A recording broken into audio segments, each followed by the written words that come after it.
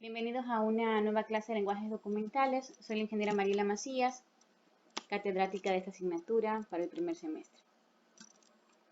Vamos a ver en la unidad 2 el tema 4, comprensión de palabras e idea principal. La comprensión de textos es un ejercicio que consiste en entender o comprender un texto en su totalidad, para luego responder las interrogantes propuestas luego de leer el texto. Comprender un texto significa, primero, estar en la capacidad de responder cualquier pregunta referida al texto. Y segundo, poder exponer de manera coherente lo que hemos leído. Elementos de un texto. Los elementos o estructura de un texto vienen conformados por un tema, un título, una idea principal e ideas secundarias. El tema describe el asunto tratado en el texto de una manera superficial, es decir, es el nombre general del texto, para darnos una idea de qué trata el texto que vamos a leer. Título. Describe centralmente lo tratado en el texto de una manera más específica, es decir, es el nombre particular del texto. Idea principal.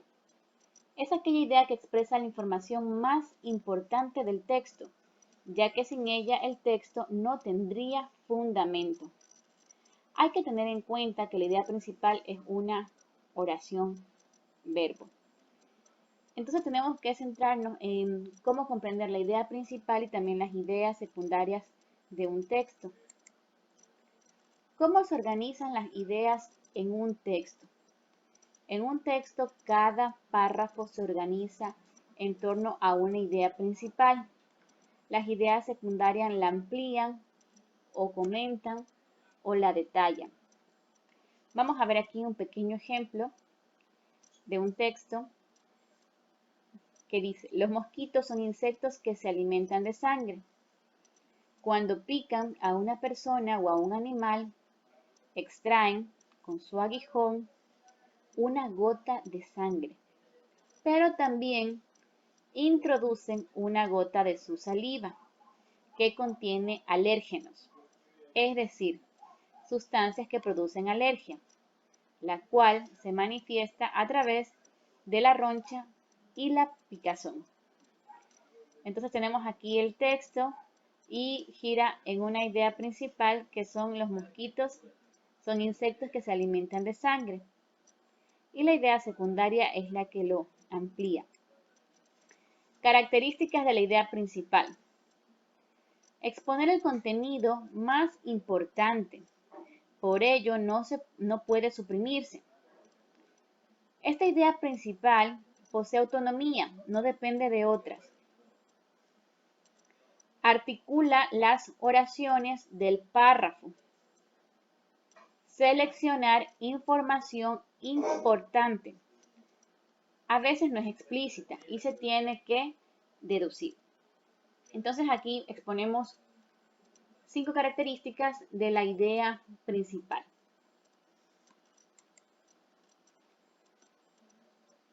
También voy a exponer características de las ideas secundarias. Tienen menor importancia que la idea principal. Amplían, ejemplifican, detallan o demuestran la idea principal. Carecen de autonomía. Estas sí dependen de la idea principal y se articulan a la idea principal del párrafo. ¿Cómo aparece la idea principal? En un párrafo puede aparecer primero la idea principal y luego las ideas secundarias. Idea principal. Tenemos un ejemplo. Los seres humanos, por nuestra nutrición, somos heterótrofos. Idea secundaria. Esto quiere decir que requerimos de sustancias orgánicas provenientes de otros seres porque nosotros mismos no las fabricamos. Entonces vemos aquí cómo la idea principal es ampliada, es comentada, es detallada en una idea secundaria, ¿sí?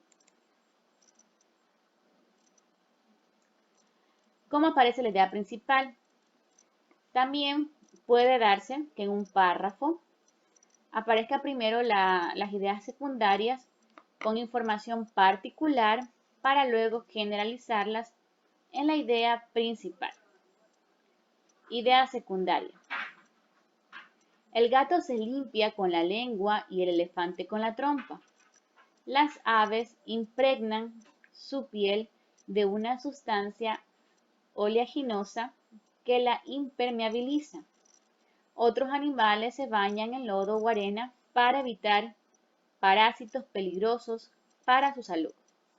En conclusión, todas las especies de animales cuidan su piel, pues saben lo importante que es. En este caso, vemos que inicia con idea secundaria y luego generaliza en la idea principal. Ideas secundarias. Son informaciones complementarias.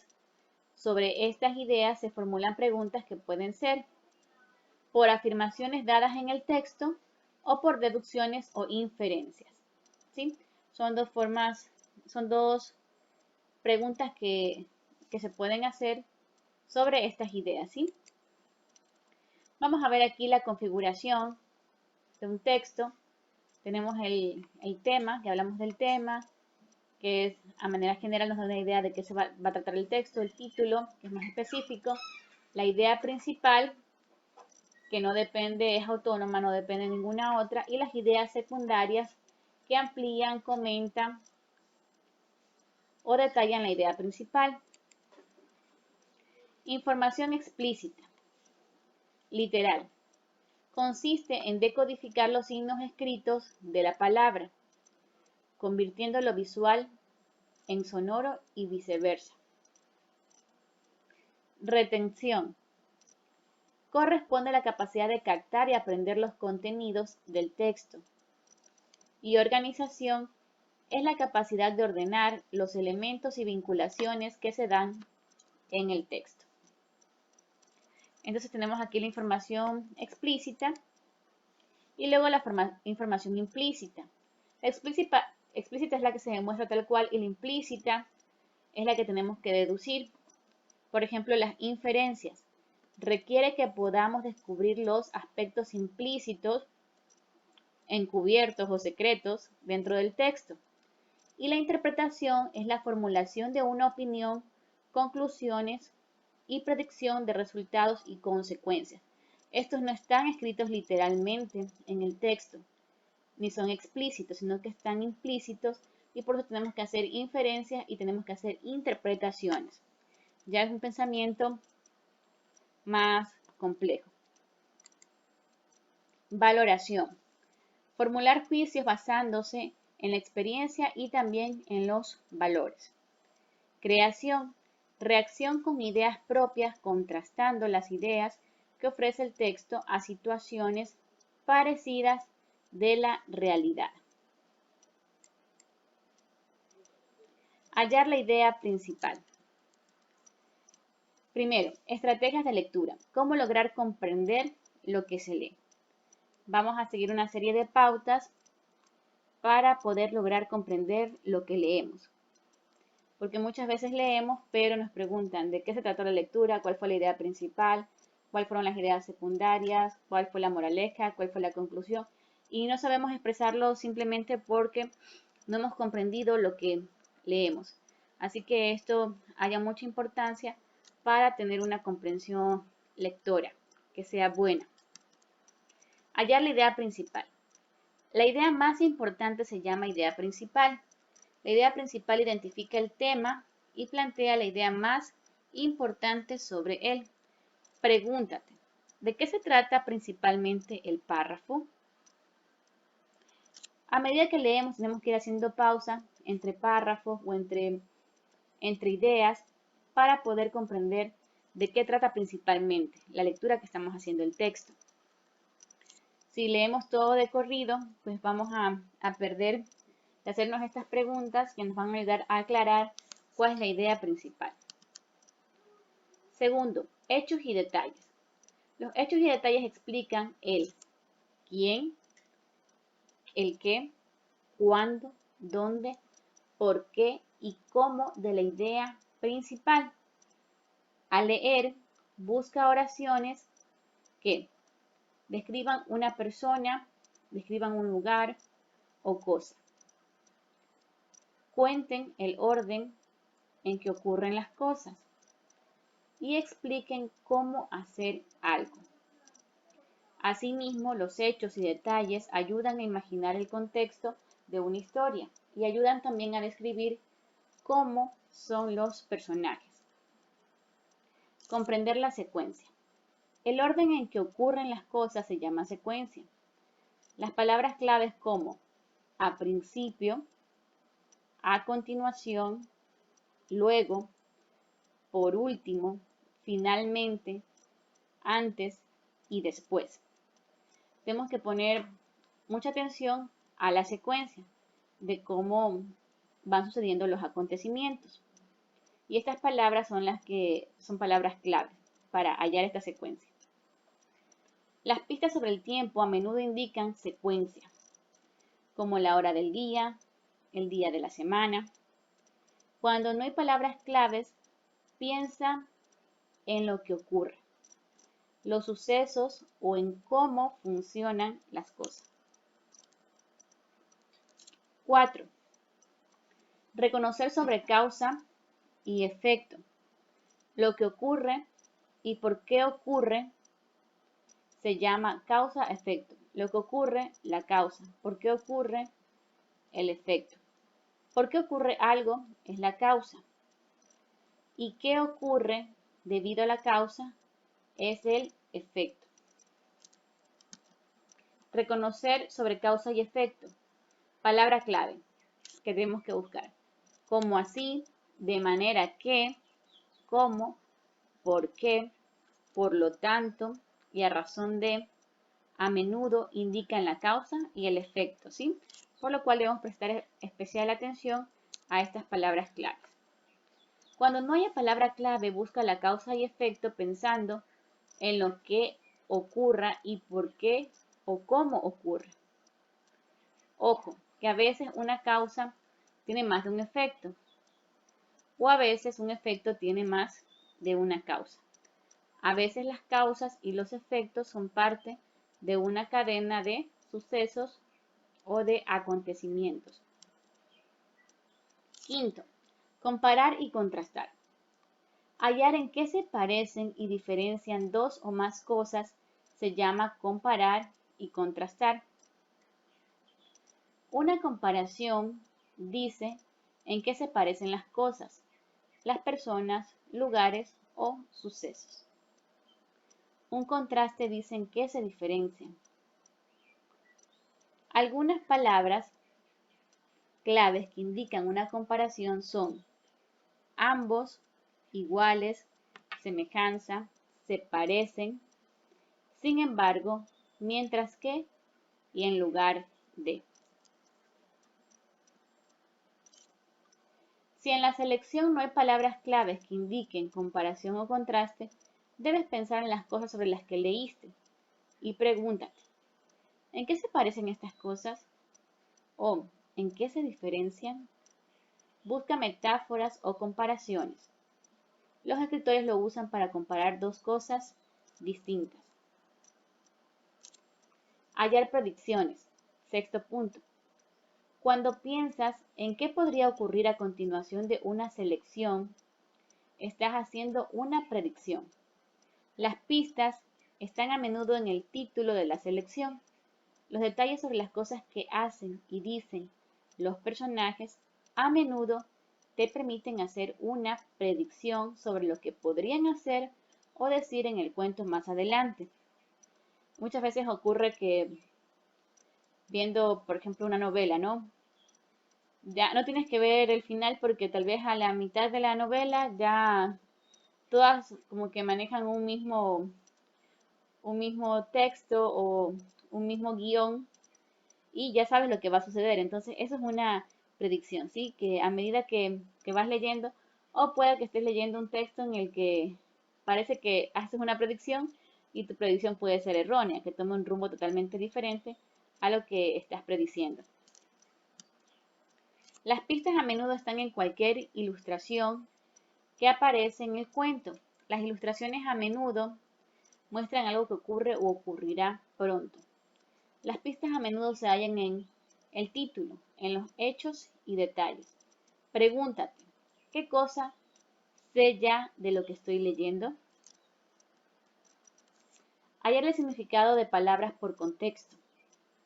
Las pistas de contexto para una palabra desconocida son, por lo general, sinónimos, antónimos y o la comparación.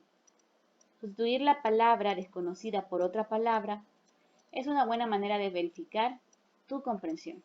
Entonces es importante el significado de las palabras dentro del contexto. Si nosotros vamos al diccionario, una palabra puede tener mucho significado. Nuestra lengua castellana es muy rica en significados, pero debemos de ponerla dentro del contexto de lo que estamos leyendo. 8. Sacar conclusiones y hacer inferencias. Cada vez que averiguas algo que no se plantea directamente en una selección, sacas una conclusión o haces una inferencia. Presta atención a las personas, a lugares y objetos que no aparecen presentados o explicados en detalles, puesto que debemos sacar una conclusión o hacer una inferencia, como decíamos, cuando está algo implícito, para conocer personas, lugares y objetos que no se les presta tanta atención o no se los explica a detalle, pero que sí nos dan una idea para sacar una conclusión o una inferencia. Busca relaciones entre las declaraciones. Aunque a veces no se plantea directamente.